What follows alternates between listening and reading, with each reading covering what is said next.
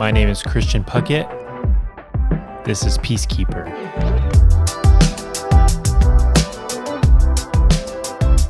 Hello, everyone, and welcome to the podcast. It's good to be here. It's good to have you here. This is great. I'm glad to be able to get this episode in. Episode number 12. Last week, I did not do a full-length episode. I did a 4-minute episode. And I think I was kind of in a spot. I was feeling away. I couldn't make it happen. But that's okay.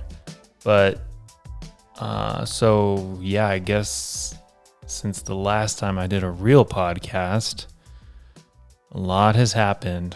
Yeah, it's been quite the 2 to 3 weeks. Aesop is asleep in the other room. Good for him. He takes solid naps. I'm very thankful for these naps. They're like 2 or 3 hours long. And they're essential. Anytime he doesn't get a nap, he's more irritable. And mom and dad are also more irritable because we need that break.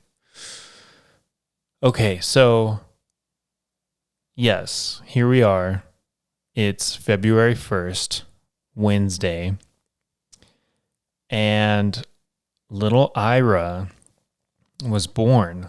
He was born January 22nd at 7:45 in the morning. I'll try my best to recollect the timeline, but it was all kind of a blur. Yeah, it was a lot. So let's see here. Saturday night, Emily started having some pretty consistent contractions. And so we went into Darloo's so I guess that was the 20. Wait, was he born on the 20th or the 22nd? Let me look it up real quick. Yeah, so he was born on the 22nd. So we went on Saturday night, the 21st, at like 8:30 p.m. And for the sake of saving, all the nitty-gritty, dirty details, there was just a lot of chapters is what we're saying. Yeah, I don't know how much Emily wants me to get into it, so I'll keep it brief. But it was a long night of being in active labor. And then, so around like 6:30 in the morning, Emily and I'll just say Emily.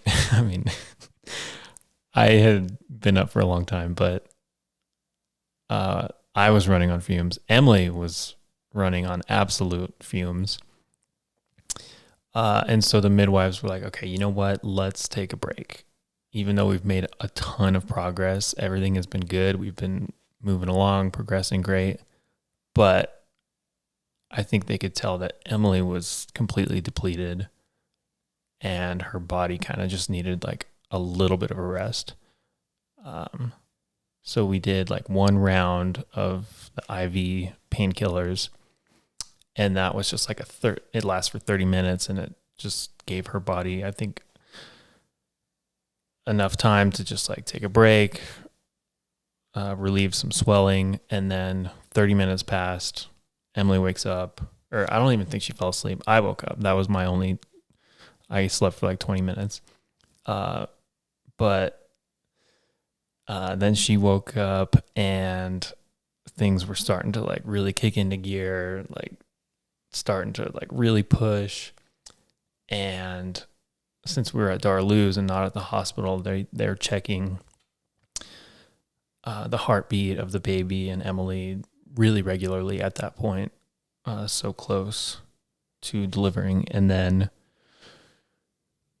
so Emily's heart rate started to, as expected, go up because it's incredibly physically demanding. But it went up to like 145.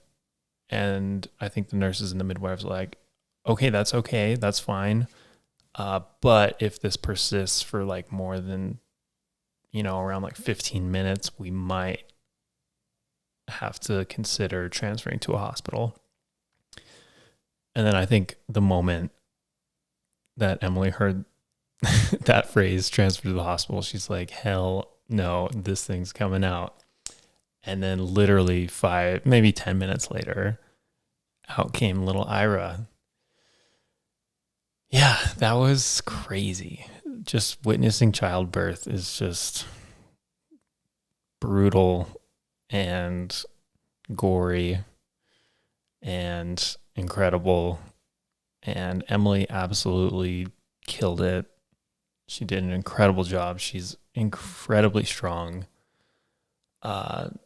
Just the amount of like stamina you have to have in order to go through that is pretty, like, it's an immense amount of work. And just watching her do it, I mean, it brings me to tears. Like, whenever the baby came, I just like got super, I mean, when Aesop came, I like started crying. This one, I think I knew, what we were getting to a little bit more. So, but it's still just like, you can't help but just like choke up because it's just crazy. Just watching a newborn emerge and just like take its first breath. It's like trying to cry, but that's a good, like, you want the baby to cry because that's like their skin and lungs are being introduced to oxygen for the first time. And then I got to cut the umbilical cord. And what's awesome about Dora Luz is that if everything looks good, if everything checks out, if mama's doing good, if baby's doing good, you can just go home. And that's what we did literally 5 hours after the baby was born. Like, we just got to go home.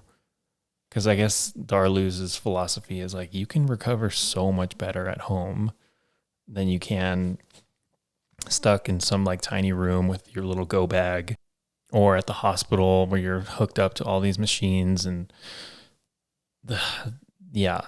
so the first, whenever we had Aesop, we had to transfer to UNMH.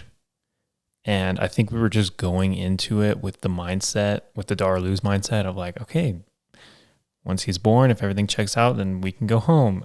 No, not at the hospital. When you go to the hospital, you are entering into the system, the medical fucking system. And you don't get a say when you leave. Like, they grant you an opportunity to exit. And so we just had to like stay at the hospital for like 2 or 3 days. Peak COVID, couldn't leave the floor. Aesop had an ankle monitor on him. We got security called on us because like the monitor came loose a little bit, and they're like, we need eyes on the baby. Like, what the hell is going on at UNMH where they need this like ridiculous security? And anyway, so right, back to Ira. Oh, he's great. He's doing so well. He was a big old boy. He was big. He was 2 pounds heavier than Aesop was. Because Aesop came a little on the earlier side. Ira came a little on the later side. And so Ira was 8 pounds, 12 ounces. So like 8 3/4 pounds. But he's gaining weight. He's looking good. He's eating good. He's pooping gloriously. All good things. Aesop seems to like him. I mean, who's to say? But we'll be like, yeah, I think I already talked about this on the last one. But he knows, like, he can like give him a hug, give him a kiss. He'll go like, dee, dee, dee, dee, like squeeze his nose and stuff. Very cute stuff. Yeah, so we've been home for like a week or so. Like, let's see here. So he's about 10 days old right now, maybe closer to 2 weeks. And yes, everybody's doing well. Emily is recovering great. We're going on walks. We're getting out. We took our first outing the other day because a parent's first outing post-pregnancy, post-delivery, post-labor is you got to go to Target. I don't know what it is about Target, but like a lot of people I know that just had kids, were like, yeah, our first outing was the Target too. I don't know. It's like millennial Gen Z thing. Anyway, so we went to Target. We're like, this is going to be good. We'll take Aesop. We'll take Ira. We'll just grab a few essentials, paper towels, soap, all this stuff. And it was an absolute disaster. Aesop, he just like had a complete meltdown. He didn't want to be in the cart. He was running down the aisles. We were like trying to gather him and direct him, but he just like doesn't. I think it's just so stimulating for a young brain. Just all this like crazy, ridiculous, colorful shit everywhere. And he just wants to like play with everything, but we're like, no, sit in the car seat, follow us. We're obviously not like that. We're nice to him, but we're nice to a certain extent. But he just like, it was just such a nightmare when we immediately became that family and those parents with that kid. And Aesop has officially been banned from Target from his parents. Not from Target, but we have decided that he is no longer allowed to go to Target. I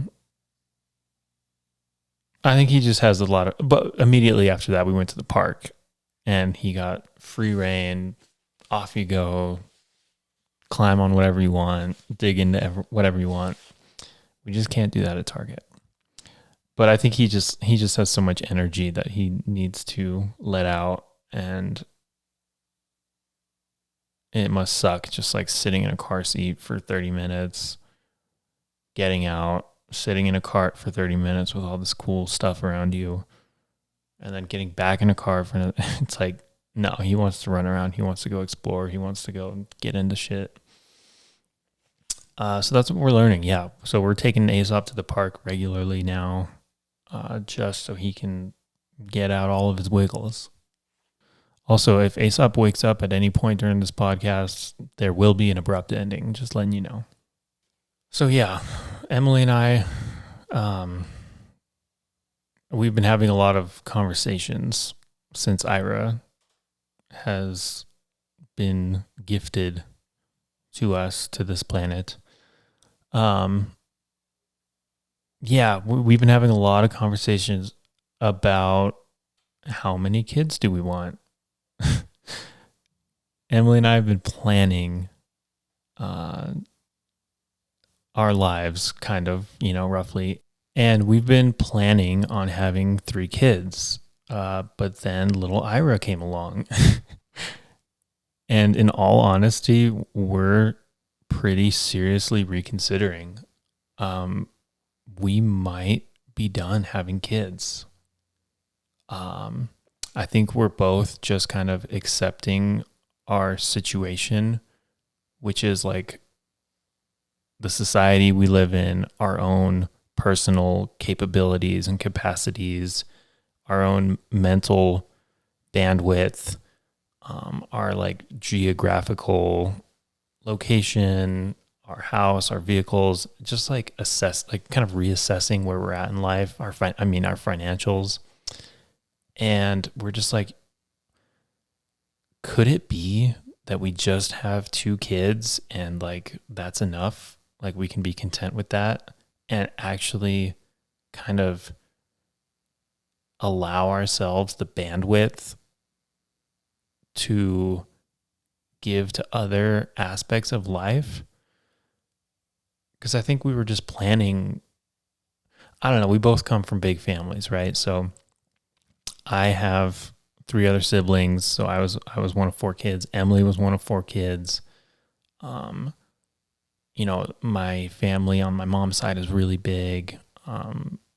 we've been really close with like my Nana and my Uncle G for a long time. And so it's just like we just have big family energy.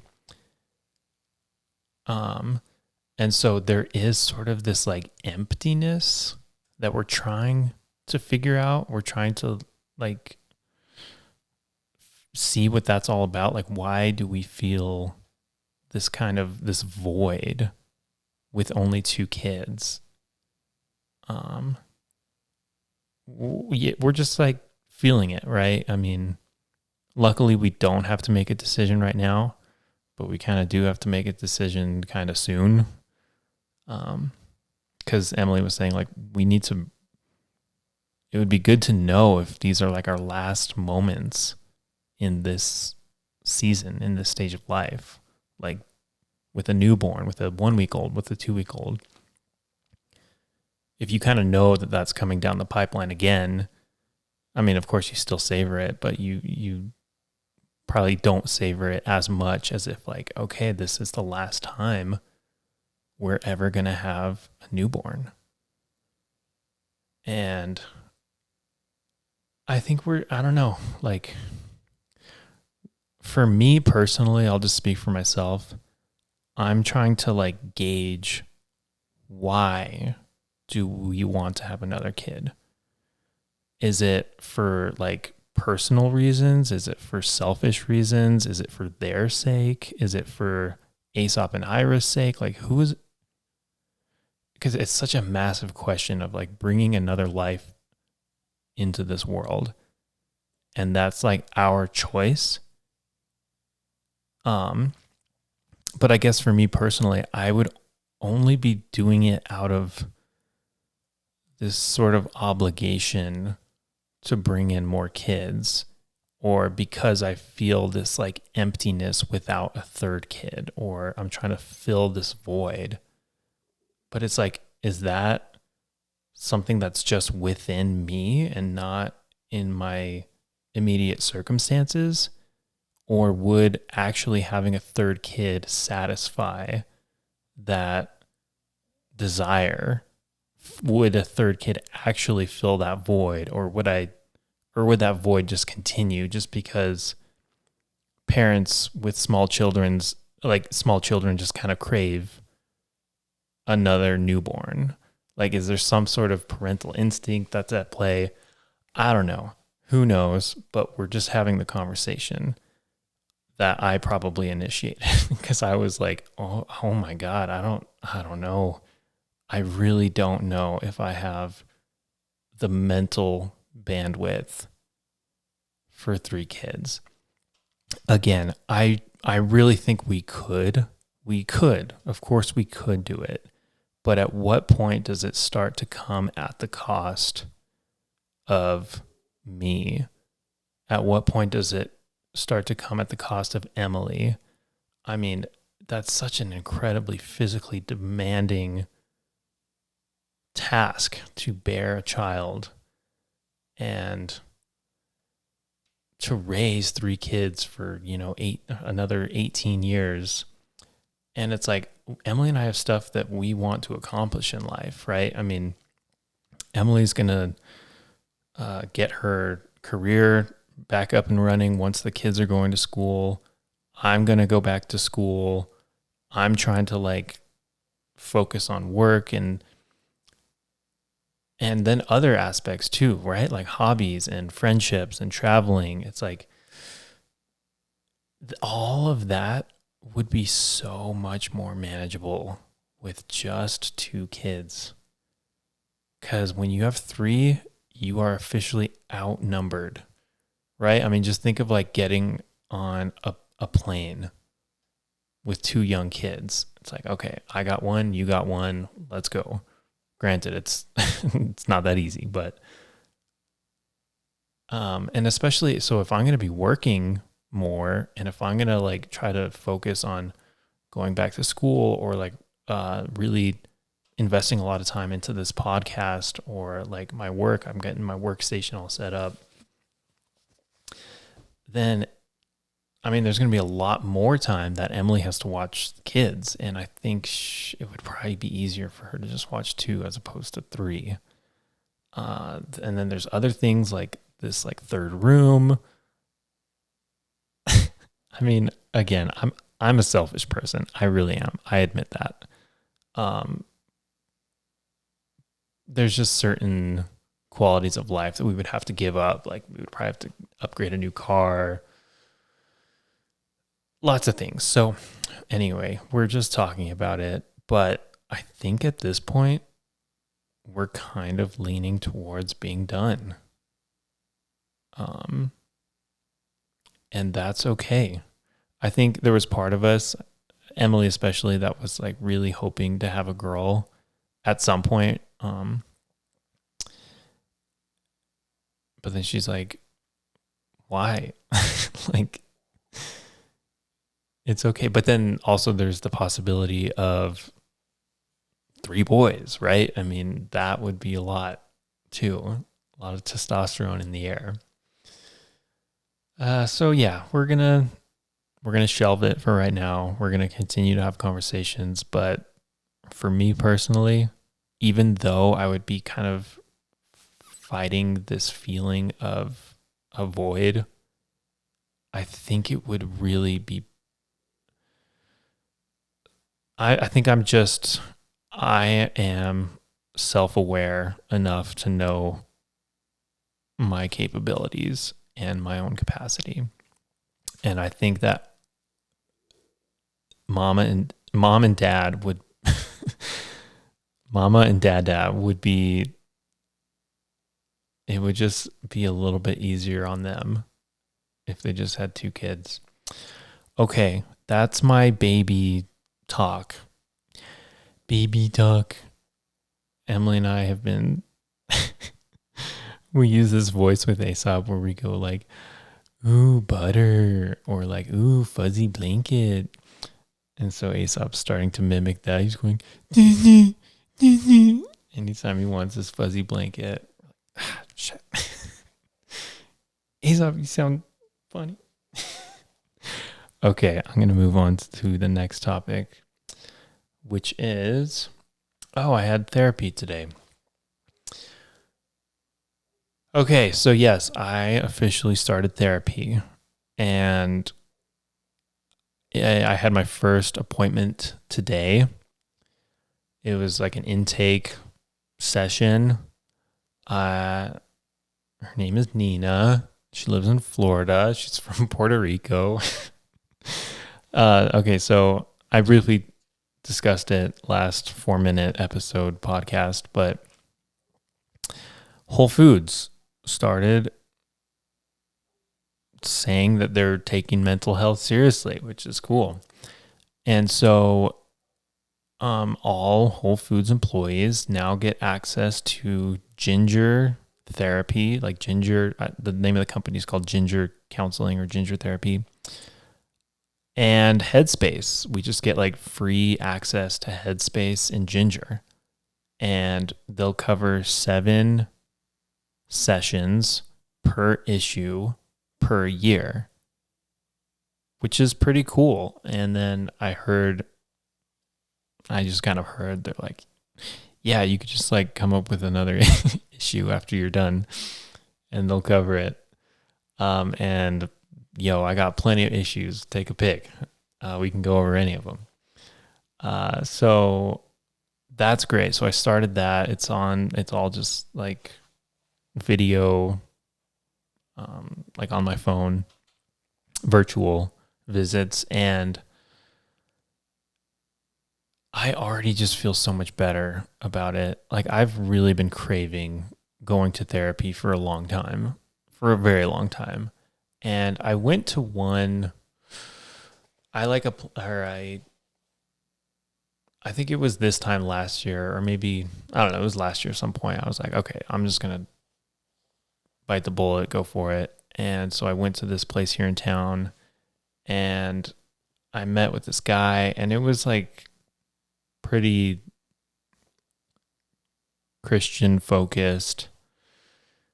And the guy that I met with, I just like, immediately knew that we just did not click at all. Like we were just like completely different people. And I just knew it was off. I was like, I don't feel right about this. And so I just like didn't go back. Also, my insurance covered $10 of it. It was like $150 appointment. I was like, I'm not going to pay $140 to like talk to some random guy that I don't respect and he doesn't care about me. Not that I expect them to care about me, but it was just like it left a bad taste in my mouth. So, but this one, this girl, I actually felt like I resonated with her. And I just, what I hope to get out of therapy is just like a broader perspective on my life. And I just like want bigger picture wisdom from somebody that's like completely removed from my life and my circumstances and my situation and my upbringing and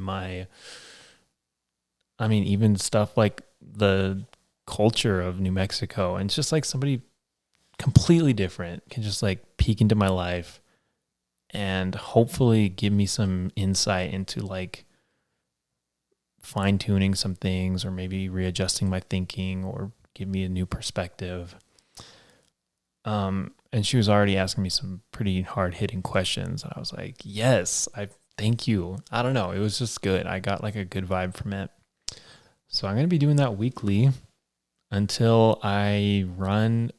until they stop covering it. But then I have a health savings account through Whole Foods that they'll put $1,300 in every year. And so I've got like, $500-$600 in there right now. And so I might just like keep going until that runs out, or I'll just come up with another issue. Right now they got me down for anxiety and depression. She said it was more severe, like anxiety than depression. I like filled out this questionnaire thing. And then also just like stress management and stuff, tools for dealing with stress. So she sent me like this thing that she gave me some homework. I have to fill out this survey thing where she's going to see if she said that she doesn't think I have ADHD, but she's like, I just kind of want to rule it out, just to like figure out what method of therapy to use or like method of counseling, whatever it was. And so, yeah, again, I think this is going to be really good for me. I don't know anybody out there that would not benefit from going to therapy. Find a therapist you like. Find one that resonates with you. Find one in your same religion if you want. I think it's good to just talk to people that could potentially have a broader perspective on the human brain and how we like deal with the harsh realities of life. So I'll honestly, this is not therapy, but there is therapeutic aspects to doing this podcast. So I'm probably going to like be discussing what is going on in my therapy sessions on this podcast, just because I think it helps me process a little bit. And so, again, this is not for you. This is for me. Hopefully I can be able to like verbalize some stuff I'm trying to work on and work out. Yeah, I think there is part of me that's been a little bit down lately. I've been a little bit on the sadder, I wouldn't say full blown like depressed, but I've just been kind of like erring on the side of sadness lately. And I have a few reasons why I think that is. First of all, anytime I kind of switch up my schedule this drastically, it kind of just throws me off, both physically and mentally. Like I have been for the last 6 months waking up at 5 a.m. every single day, going to work 5 days a week, getting there at 6 a.m. and then just immediately getting after it, right? So my job is like pretty physically demanding, and I'm just active from like super active from 6 a.m. to 2 p.m. 5 days a week. And then on the other days, like my circadian rhythm is pretty locked in, that I just kind of wake up at the same time on my days off, and I'll typically go for like a walk or a run or go with Aesop and try to stay active. I obviously take it much easier on my days off just because I do want to rest and recover too. But I was just used to a certain level, a certain threshold of physical activity every single day. And then that immediately dropped off. I can look at my health trends on my phone because I use my Apple Watch a lot. And there's like this distinct, like absolute drop, like right when I stopped working, right when this leave started. Like it was like you were averaging 11,000, 12,000 steps a day. And then now you're averaging 3,000 steps a day. Now you're averaging 4,000 steps a day, like somewhere in there. And then it's like you had an hour's worth of activity or exercise every single day. And now you have 3 minutes of it. And so it's just like, okay, my body is used to a certain level of activity. I am not fulfilling that bar. And then also I'm like sleeping in a little bit later now. Sleep has also been a little bit disrupted. Luckily, I still sleep pretty good. Emily has been like really taking charge of baby Ira, and I've been really taking charge of Aesop. And Aesop sleeps great, which is good. But then Ira will wake up about 2 or 3 times a night and be up for like an hour or so.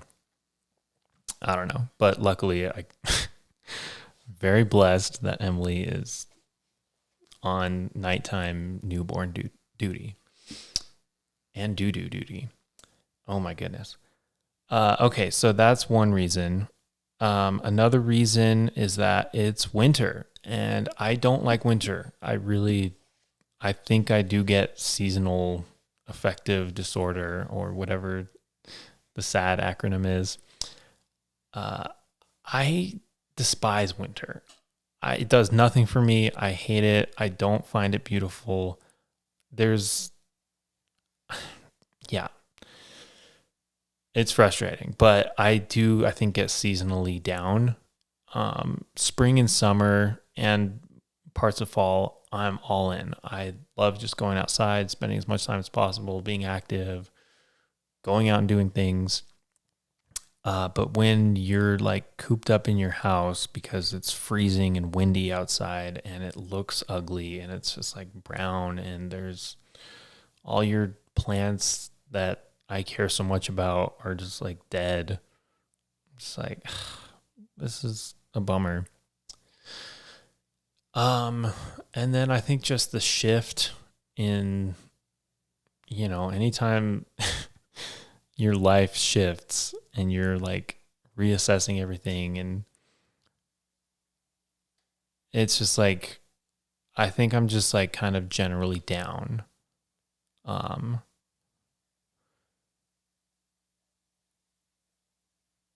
But I do feel like it's not something I'm worried about. I think a lot of it is kind of situational.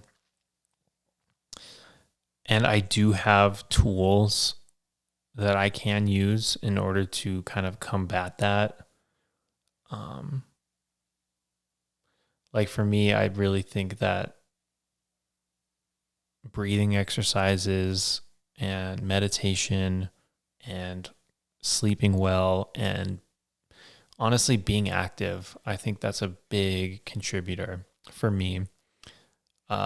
If I can be pretty dang active at least 5 to 6 days a week, if I can continue to, eat really good, drink really good water, I guess it's just like I do well with routine, and my routine got totally uprooted, and that's okay. But I just need to reestablish a routine. I need to be able to rebound, to bounce back, to not like let it spiral or manifest into something greater, but just like accept it, feel it, realize it, and then do something about it. And that's, I do feel confident that I'm able to. I mean, obviously I'm starting therapy. I'm acknowledging that, yeah, shifts have been happening, and I think I know what I need to do. And then also just like be patient and be okay with things taking time. All right. Let's see. What else do I want to talk about? I feel much better about this podcast than I did the last one. I kind of felt like a bum the last one, but okay. So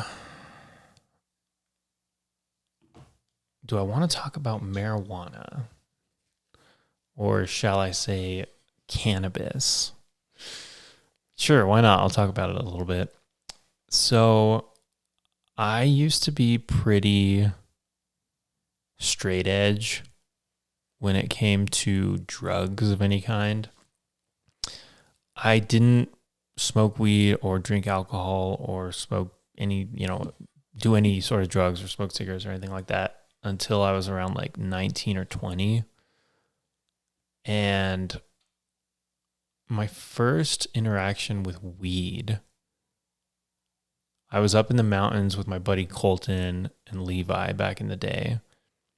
And that was the first time I smoked weed. We went kind of hiking up behind the Sandias and brought some weed, and then just got lost in the mountains. And we probably weren't as lost as we thought we were, but when you're 19 years old and it's your first time smoking weed, you're just like, what? We're lost. I don't think I was actually that stressed out. It was just so fun and funny. And then we finally made our way back, and then we ate some good snacks, and everything was just incredible tasting. Everything was hilarious. And yeah, you definitely remember the first time you smoke weed and just what that feeling is like. But yeah, ever since then, I guess between the ages of 19 to 20, I would smoke weed pretty consistently, maybe every day. But I don't smoke a lot whenever I do. I've always had, and still do, have a very low tolerance for weed. So it really only takes me I'll just take one small hit or puff or drag or whatever word you want to use for that. That's a proper medical dosing term. Dosage term. Anyway, yeah, so not a lot, but I would do it pretty regularly. And then whenever I went through all my health stuff, I actually was able to qualify for a medical cannabis card. So I've had my medical card for a long time. I think I was 21, 22 when I got it. So I've had it for 5 years at this point. And for a long time, I was the plug for everybody. That's illegal, right? I'll edit that out. No, I won't. I mean, who cares? It doesn't matter. yeah, so just like all the friends would come to me whenever they wanted the medical stuff. Um, and so yeah, it's probably been yeah, I don't know what you want to call it. Do you want to call it a drug? Do you want to call it a mind altering substance? Do you want to call it just a plant? Do you want to call it an herb? It is a plant that produces a chemical that affects your brain, right? There's a number of those, but this is just one of them. And it's kind of my go-to, I guess for simplicity, I'll just call it a drug. But sure, yeah, I mean, it is a drug. It's a drug. There's lots of drugs that we consume, some more socially acceptable than others, right? I've never been an alcohol person. I don't know. I mean, I would drink a lot as like in my 20s. I mean, I'm still in my 20s, but like in my younger 20s. But yeah, for whatever reason, alcohol has just like never really done it for me. It's never really scratched that satisfying itch for me. But it's pretty heavily dominant in New Mexico. There's like a big alcohol scene here, and that's kind of the thing to do when you're in New Mexico. Or at least in a lot of circles, it's just like hit up the breweries, go downtown, go to Anodyne, hit up Sister. Let's go to Ex Novo. And I'm like, I never really cared for it, but then once I started going through all my health stuff, I was just like, why? Like, I don't need to drink anymore. So I haven't really drank an alcoholic drink in like a couple years, maybe. Like every once in a while I'll have like a sip of wine or like try like somebody's beer or whatever it is, like if it's good. But I just like, I could take it or leave it. And then if I can take it or leave it, then I should just leave it. Because I think that it also is pretty toxic to humans when done in abundance, but even less than that. Like, I think people really overdo it on alcohol, and that's just kind of normalized. But yeah, I kind of just gravitate towards weed. I like the perspective that it gives me of just kind of viewing the world. It kind of just humbles me. It does give me a bit of anxiety sometimes, not all the time. I guess it kind of just depends on the strain. And maybe that will be a part of my therapy is, hey, try not to smoke weed for a while. I didn't smoke weed for about a year, like when Aesop came.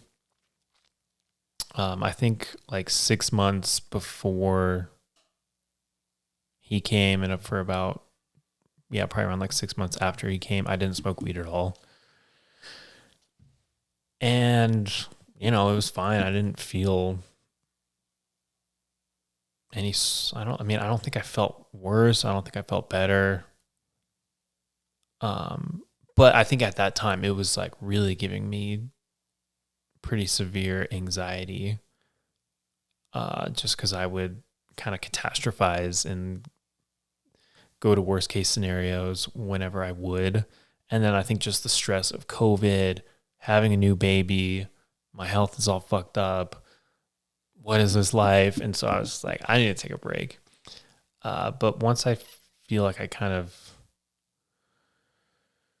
I don't know, worked out some of my fears with becoming a parent, and once COVID kind of died down, or I guess just like the crazy fear everybody had of the coronavirus died down, I kind of got back into it. And now I'm kind of back to where I was, which is still a very, very light user of weed. I will probably smoke 3 to 4 times a week, and I'll take just like a tiny hit. I want to figure out what dose you're getting with your average hit. I don't do any sort of like bongs or dabs, or I mean, I did a dab one time and I was like, what on earth? Like that's like the like comparing doing a dab to like alcohol is like going to a bar and downing 5 shots of vodka like back to back, or like drinking probably, I mean, more than that, like drinking, I don't know, whatever. I'm trying to make a stupid comparison, but doing a dab or hitting a bong is like drinking a bottle of wine or going way hard on alcohol versus having a half a glass of wine or having a 12-ounce beer or like something very, having a hard kombucha or a cider or something. I even feel like I don't even get that. Like, I don't even feel it that much. I am curious about like the dosage of what your average hit of weed is, like how many milligrams or whatever it is of THC and CBD are you getting. I'm also a big CBD fan. I take CBD really consistently, whether that's oral or like taking capsules or CBD salves and lotions and stuff like that.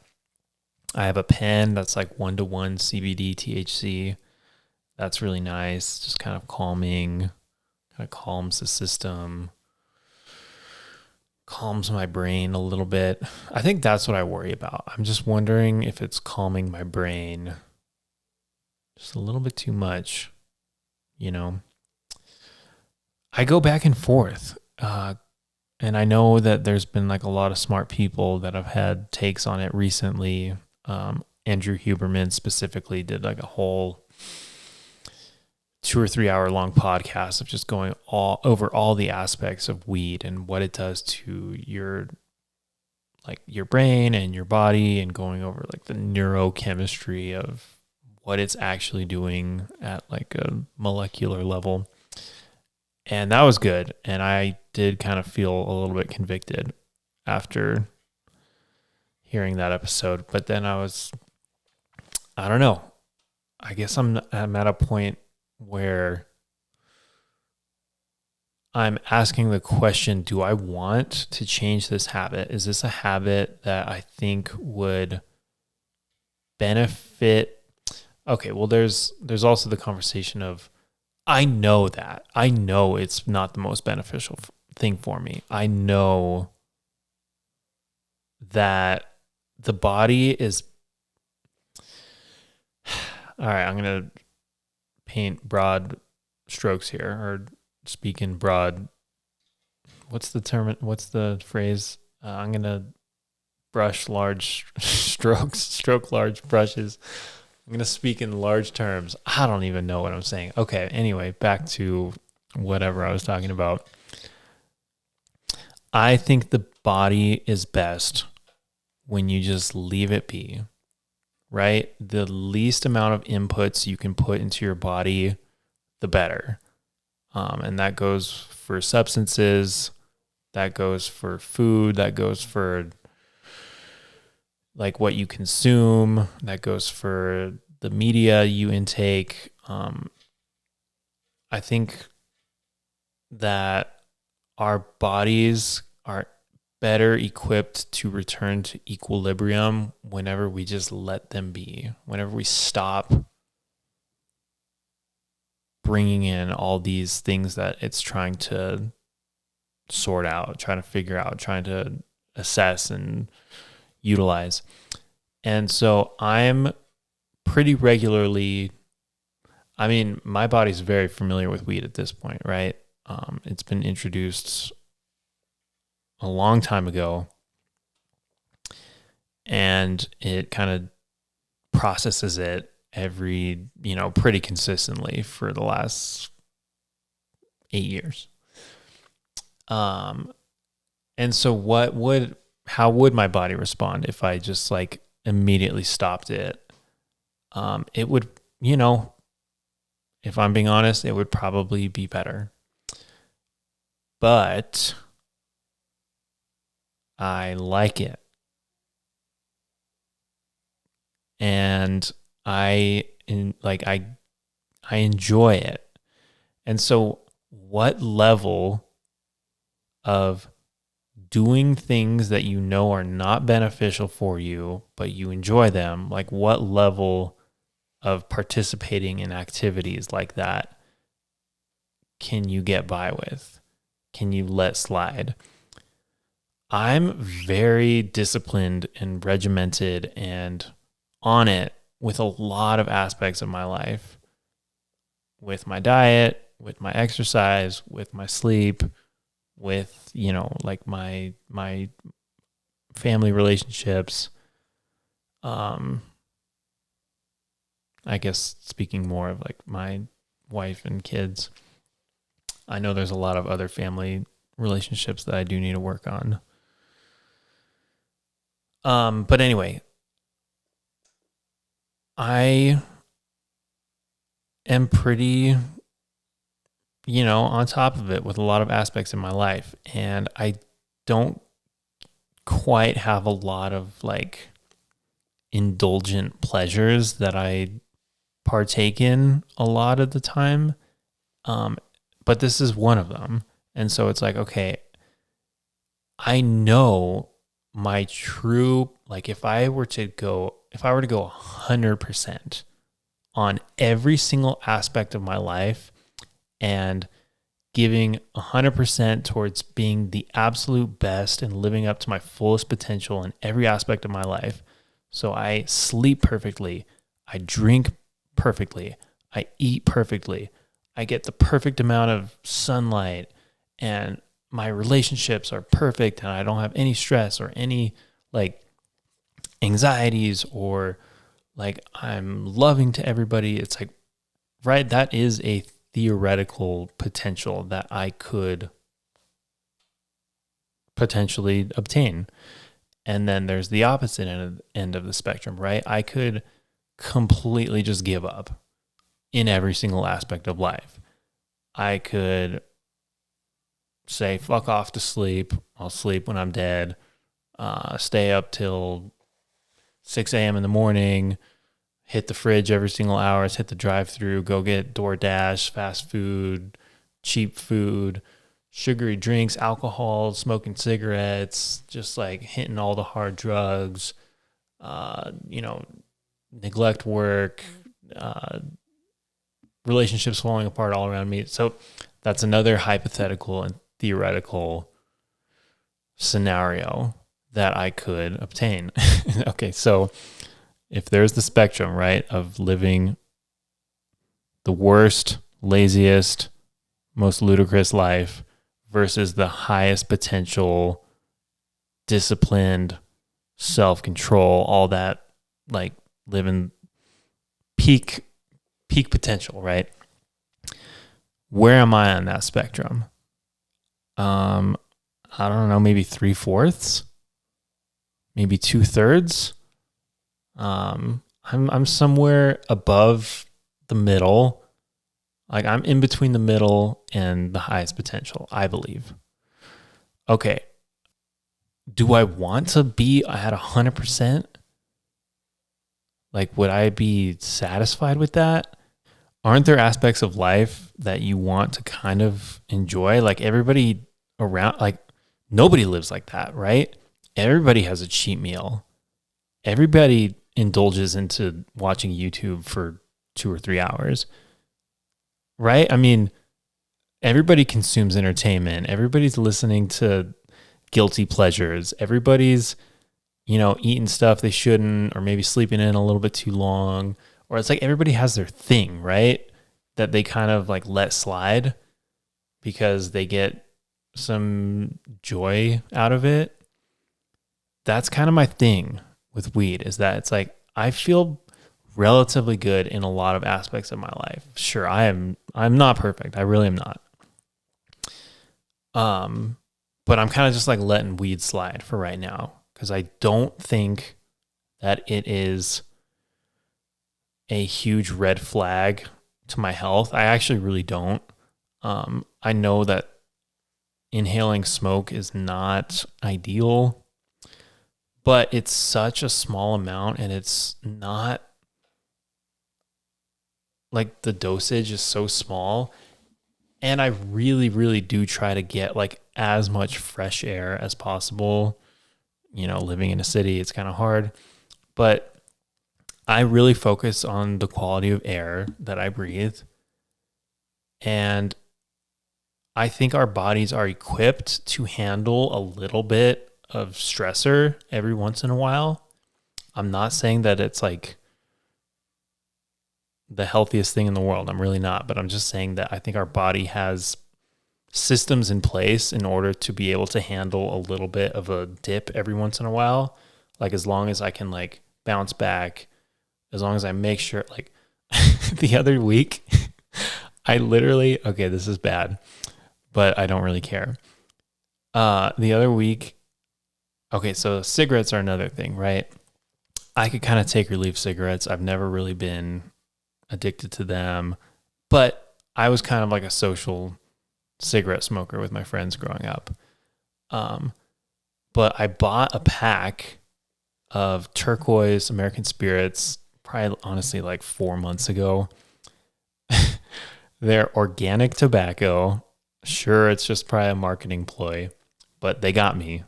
I'm kind of a sucker for organic. So I was like, okay, you know what? This is organic tobacco. Nicotine could actually have some like health benefits in moderation is what I've heard from this. I guess there's been some like neuroscientists and professors of neurobiology. I'm talking about Andrew Huberman, but I feel like scientists and biologists have studied nicotine have kind of come to the conclusion that it actually could be a little bit beneficial, kind of similar to like caffeine, right? Obviously the method and the medium in which you consume that could be the deal breaker, but there's nicotine in foods, right? Like I'm pretty sure that there's like some fruits and vegetables that obviously it's very, very small amounts, but that's like a plant substance, right? It's a plant chemical. I believe it's an insecticide actually. But anyway, so I was like, okay, I'll buy a pack of American Spirits, organic tobacco. And so I smoked one and it was kind of nice, right? I was like, okay, I can, I get the appeal again. Cause at that point I had not smoked a cigarette in like 4 years. So anyway, I smoked a cigarette and it felt pretty good, but then the pack literally just sat in my drawer for like a month went by, 2 months went by. And then I was like, yeah, I'll have another one. So I had another one and then I smoked half of it and I was like, I don't know about this. But then a couple weeks ago, I emptied out half of the tobacco and put a little bit of weed in it, made myself a little spliff. And I went for a run and smoked a cigarette. I smoked a spliff while going for a run. I just like ran around the block a couple times and it felt so good. Like, man, I just felt so alive. I'm confident in my lungs. I really am. Obviously you don't want to drive behind a big diesel truck that's spewing out fumes. Obviously you want to be aware of like your potential toxins in the air, or you don't want to just like stand above your stove. If you have a gas stove, that's another thing I've been kind of cautious of is PSA. If you all are out there and you have a gas stove, just be sure that you're turning on that vent, right? Or if you don't have a vent above it, you should crack a window and maybe a door. I think there's been a little bit of research that has come out lately that's like, maybe, yeah, it could just be potentially slightly harmful for you. I'm not going to get into it because I really don't know all the details. But it makes sense, right? I mean, we have these like gas flames, like cooking our food. I just cook at home all the time, right? I essentially eat 100% of my meals at home. So I'm cooking on my stove a lot. And so if that's something I'm doing literally 2 to 3 times a day, like I just want to be sure that I'm, turn on that vent, get those fumes out of your house. But anyway, back to my lungs. I don't worry about my lungs right now. I am decent when it comes to doing cardio. Like I don't get out of breath really easily. I don't feel like my smoking patterns have like substantially, or I mean, I can't feel, honestly, I could take a hit of weed or smoke a cigarette right now and then go for a run. Like I don't have like, I'm not like coughing or I have a bunch of phlegm like a lot of my friends that have been smokers for a long time kind of have. I think it's such a few and far between activity for me that maybe my lungs are dipping a couple percentage points for a few minutes, but I'll get a good night of sleep and then I'll be recovered. Bro science, that's how my brain works. I'm good. Yeah, no big deal. That's the ultimate definition of bro science. I have no idea what I'm talking about.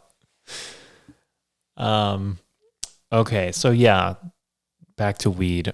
I'll probably wrap up here in a minute, but I enjoy weed. I found a place here in town. It's called 7 Point Farms. And so all the weed that you get medically in New Mexico has to be grown in New Mexico. But the quality, is not necessarily regulated. I'm sure it is to a certain extent, but I don't know how much like regulation they have with like how you grow it. And I'm such a person that's like connected to the soil and the sun and how something is grown and, inputs like, how are they dealing with pests or are they using synthetic pesticides or I don't know, like there's a lot of stuff that kind of I really focus on, but I found a place here in town called 7 Point Farms. It's on Menaul and Pennsylvania next to Charlie's Records and Charlie's Sports and Hunting or whatever. But they, at least like their mission statement or like what they're all about is like, they're all about sun and soil. So they grow, like they really focus on creating a healthy ecosystem for their plants. Like they'll plant it along other plants. There's like beneficial microbes in the soil. And then they grow it outdoors, right? So it's not like in these hydroponic greenhouses where it's like everything is like artificial and they just like have the NPK, which I think is nitrogen, phosphate, and whatever it is. I don't remember. Potassium. I don't know, something like that. Anyway, it's like the key ingredients that you need to grow plants. A lot of places will just like artificially get those chemicals, throw it in some water, and you can kind of grow whatever you want indoors under like fake LED lighting. It's like, yeah, but that's like the potential thing we were talking about earlier, right? I'm sure a wild out in the sun, battling the wind, battling, pests and rodents and you're in soil that's connected to so many different plants around you, and you're like communicating through the mycelium, and that's a much healthier plant than one that's like coddled and grown indoors and just has all these like artificial nutrients sustaining them. That's how I think a lot of weed is grown, is just like in these like artificial greenhouses. But anyway, again, shout out to 7 Point Farms on Manolan, Pennsylvania. I think there's a couple places here in town that quote unquote follow organic practices, but there's no way in hell that the USDA is going to officially certify a federally illegal substance. Man, it's crazy that it's still federally illegal. That's crazy. Not New Mexico though. Whew. Okay, I'm gonna call it. That's about it. Oh yeah, I got this whole new setup. So I'm currently in the process of setting up the pod studio. So I literally just like an hour ago, I just got back from a Craigslist deal where I bought this chair and this table, both for $80 or $80 for both of them. I literally just went to buy this chair for $60, and then they were trying to get rid of everything in the house. So I was like, that table wouldn't by chance be for sale, would it? Because that's like the exact table I'm looking for. She's like, yeah, $20 and it's yours. Heck yeah. So what's nice is that I've got my other mic set up on my computer desk right now, but I'm going to move it here whenever I have guests on. And I have another chair in our living room that I can pull in, and that will be the guest chair. But it's ready to go. It's ready to go for guests. Obviously, it's kind of been ready to go, but I kind of wanted to get in this room and get settled in before I had other guests on. But I feel good. I feel good about, I think I need to have a guest on. I'm getting a little bit too comfortable with these solo episodes. Okay. Well, thank you for listening to the podcast. This has been, I think this was episode 12. Yeah, this is episode 12. The Peacekeeper podcast. Yes, things are good. We're moving forward. I got another podcast down. And yeah, spring is around the corner. All good things. All right, everybody, have a good day. Thank you for listening. If you're on YouTube, you're probably already subscribed. That's true. But if you're not, if you could subscribe, that would be great. If you are on Spotify or Apple Podcasts or Audible or Google Podcasts, I think I'm on all of them. Leave me a review. Whatever you think, however many stars you want to give me, that's up to you. I will be back next week, and that's all I have. All right. Enjoy your week. Bye.